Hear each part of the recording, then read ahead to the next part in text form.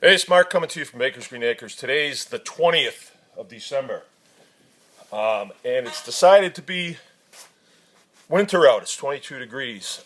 We stood down yesterday and decided that it was a good idea to just leave it lie. But this morning I woke up and I was thinking about Mike, and I was thinking about his kids, his wife, Nicole. And I thought, Mike was definitely engaged on this. Mike was a member of the Small Farms Council, and the Small Farms Council knows exactly what's going on with this, tyranny that we're dealing with these state agencies. So I decided I'm going to re-engage full force and get you up to speed as to what's going on. Okay, now what this is about is there was a piece of meat that was delivered to a restaurant up in Traverse City, one of my only restaurants in Traverse City that has not been intimidated from not doing business with me, a friend of mine. We go back a long way. And somebody went in there and saw this piece of meat, a non-regulator, and complained about it. Now, this piece of meat had not gotten anybody sick.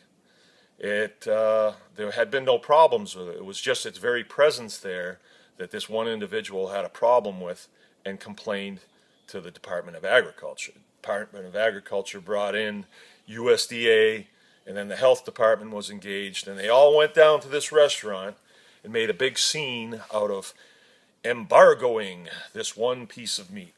It was a piece of pork. And they had problems with the way it was labeled and things like that. Now that's going to be hammered out, and so I don't want to say anything about that.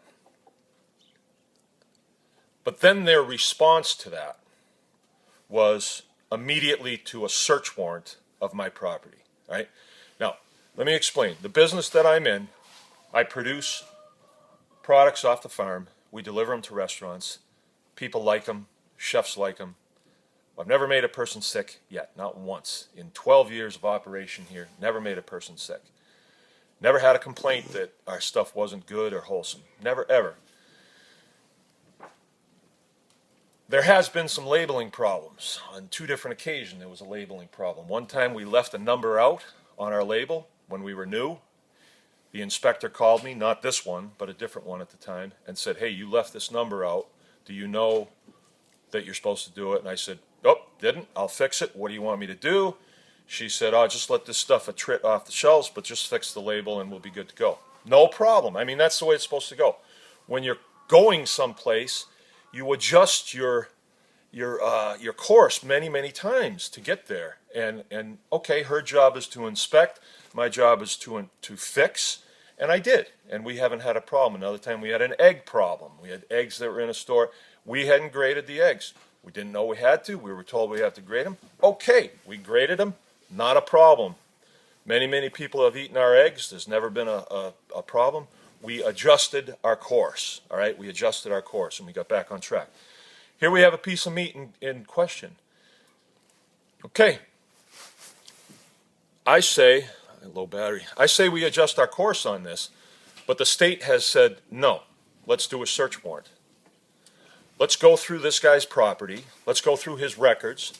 Let's go through every nook and cranny on his farm, even his vehicles, and see if we can find something to hang this guy. Why is that? All right? Yeah, it's because of the feral swine thing, because I stood up for myself, and they don't like that. That's what it is. All right, Thomas Jefferson said, when the people fear the government, you have tyranny. When the government fears the people, you have liberty. Now, these guys initiated this search warrant. It was signed by a county judge here, Judge Audrey Van Elst. We elected her. We elected her to judge fairly and treat the citizenry fairly. I don't even know if she read this, because this reads like this. They're looking for food suspected of being adulterated. Suspected. Quite subjective, wouldn't you say?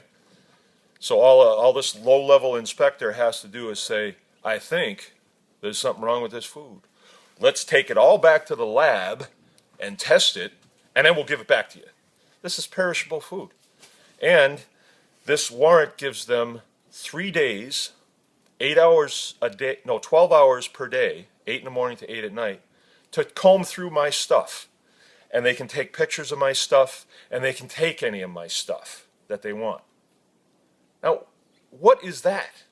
For a tiny violation that could have been corrected with a phone call, they're going to swoop in and do a search warrant.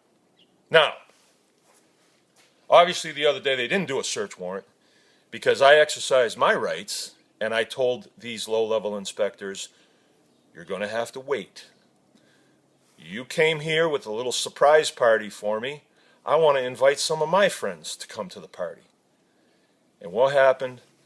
They got a little bit bugged by that. They had 3 state policemen there, which I say again were very nice individuals, and I believe they were there to protect my constitutional rights, and they were fair. They were fair and they were just, and I felt very comfortable with them there after I spoke to them a little bit.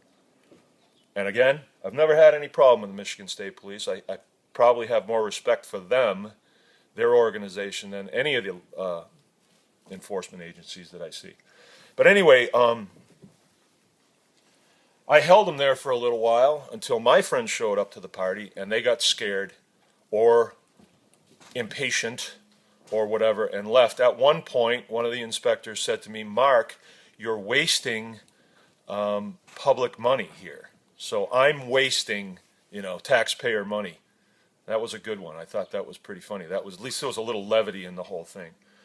Well, anyway, they went away. And the search warrant expired last night at 8 o'clock. Now, they're floating out there that I impeded their inspection, which I did not. I told them, you just got to wait until my friends come. Nothing wrong with that. We're going to have a party. I want my friends there too, right? Well, I believe that they didn't want to meet my friends, and so that's why they left, all right? What was it Jefferson said? When the government fears the people, you have liberty. So they haven't come back. But they have options now, where they've said that I impeded their inspection. They can go back to Judge Audrey Van Elst and say, he wouldn't let us inspect. And she may say, well, we'll show him. She may. And the next warrant won't be quite as friendly. It won't be to inspect, it'll be to take me, right? And that could happen. We have to be prepared for that. But they got to look at that long and hard, because this genie could get out of the bottle on them, and that could be a very bad thing. So they have to weigh this out, and they have to decide whether or not they can pull this one past you, all right? You, actually, you're the one that they have to pull it past. And I don't think they can. I've been watching social media the last few days. Good. I'm glad to see your fangs coming out finally. This is wrong on every level. And once they get me, they're going to come for you. So you can't let this happen. Social media has been a real blessing to us. That's how I get this word out on the street. I don't want to go too long. This is 8 minutes and 30 seconds. I'll make another one after I figure out what I left out here. Okay, Mark from Baker's Green Acres. Anyone can farm.